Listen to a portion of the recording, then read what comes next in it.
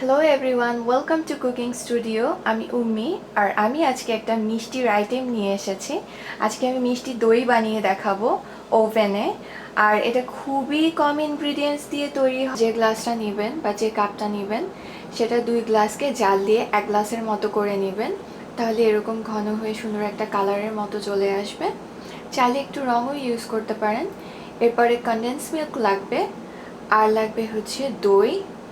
আর পরিমাণটা হচ্ছে 1 গ্লাস দুধ, আধা কাপের একটু বেশি টক দই, আর হাফ টিনের মতো কনডেন্স মিল্ক। আপনারা চাইলে কনডেন্স মিল্কটাকে চিনি দিয়েও রিপ্লেস করতে পারেন।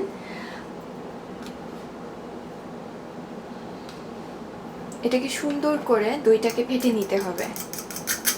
আর আপনারা যে দই ইউজ করেন না কেন, যেটাই আপনাদের কাছে অ্যাভেইলেবল, ট্রাই করবেন যেন কোনো পানি না থাকে। আমার দইটা দেখেন, এটার মধ্যে কোনো ধরনের কোনো পানি নেই, একদম ক্রিমের মতো টেক্সচার। কারণ দইয়ে যদি পানি থাকে তাহলে কিন্তু আপনি যে দইটা বানাতে যাচ্ছেন সেটার মধ্যেও পানি উঠে আসবে। এবার একটা বড় বোল নিয়ে নিলাম। আমি এটার মধ্যে দইটাকে ট্রান্সফার করে নিচ্ছি। আর দুধটা জাল দেব, আর ঠিক ততটুকু গরম থাকতে হবে যেন আমি আমার আঙ্গুলটা ডিপ করলে হালকা গরম অনুভব করি, খুব বেশি না, জাস্ট হালকা।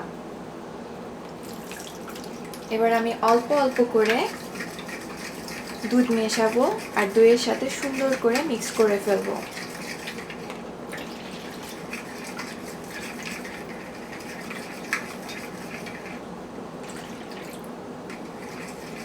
এরপরে প্রায় হাফ ক্যান কনডেন্স মিল্কের মতো দেব।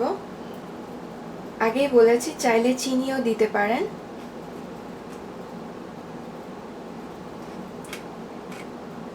এবার এটাকে ভালোভাবে মিক্স করব, আর ট্রাই করবেন একটা বুদবুদ যেন ক্রিয়েট হয়, তাহলে দইয়ের উপরেও একটা বুদবুদ ক্রিয়েট হবে, একটা সরের মতো করবে। প্রায় 5 মিনিটের মতো কাঁটা চামচ দিয়ে নাড়লে এই যে দেখেন বুদবুদ, এরকম বুদবুদ ক্রিয়েট হয়ে যাবে।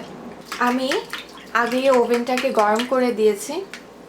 আপনার ওভেনের সবচেয়ে হাইয়েস্ট যে টেম্পারেচার থাকবে সেই টেম্পারেচারে ওভেনটাকে প্রিহিট করে নেবেন। এবার আমি একটু উপর থেকে যে বাটিটা, ওভেন প্রুফ একটা বাটি নিয়ে সেটার মধ্যে দইটাকে ঢেলে দেব।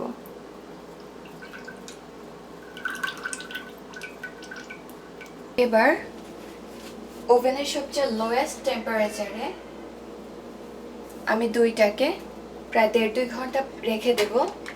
তারপরে হলেই উপরে একটা সরের মতো দেখা যাবে, আপনারা দেখলেই বুঝে যাবেন যে হ্যাঁ, দইটা হয়ে গেছে।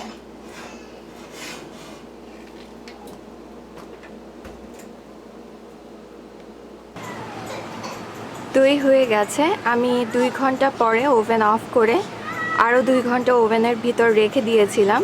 এরপরে ফ্রিজে ঠান্ডা হতে দিয়ে তারপরে আমি সার্ভ করেছি। আশা করি এই রেসিপিটি আপনাদের ভালো লেগেছে। অনেকে অনেকভাবেই দই বানিয়ে থাকে, আমার এই রেসিপিটি ফলো করে বানিয়ে দেখেন, বাইরের দই কেনা ভুলে যাবেন। থ্যাংক ইউ এতক্ষণ সাথে থাকার জন্যে। আর আমাকে সাবস্ক্রাইব করতে অবশ্যই ভুলবেন না।